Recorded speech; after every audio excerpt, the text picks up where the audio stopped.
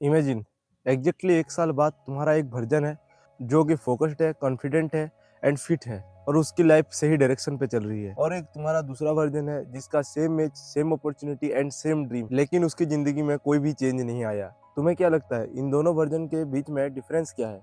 Talent, luck, intelligence?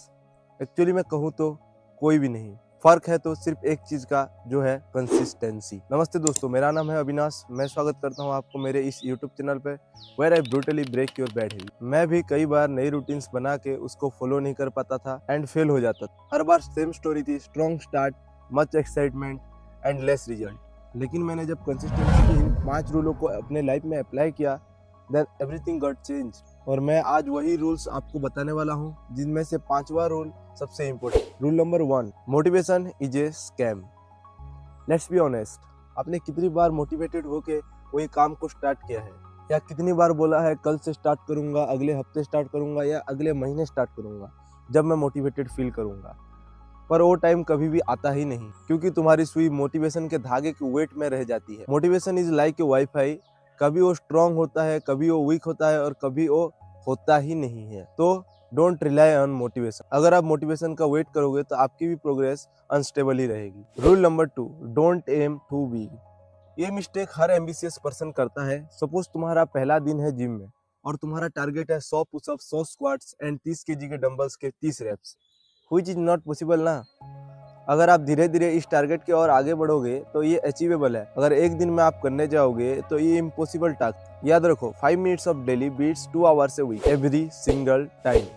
Rule number 3, stop focusing on the result. If you master this point then you will be able to grow much faster. आज की दुनिया पे हम result के addict हो चुके हैं।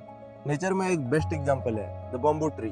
बम्बू ट्री पहले कई सालों तक ग्राउंड के ऊपर शायद ही कुछ दिखता है, लेकिन नीचे उसका रूट्स ग्रो होता जाता है और जब टाइम आता है तो वो रैपिडली ग्रो करता है। Progress is like that.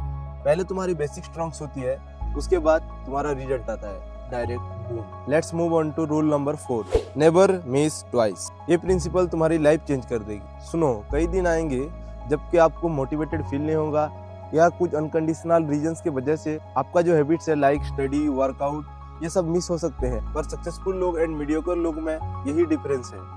Successful लोग अगले दिन बैक ऑन ट्रैक हो जाते हैं, वही मीडियोकर लोग वो एक दिन का टाइम वेस्ट को लेके पूरा हफ्ता बर्बाद कर देते हैं। Now let's move on to the rule number 5, fall in love with boringness.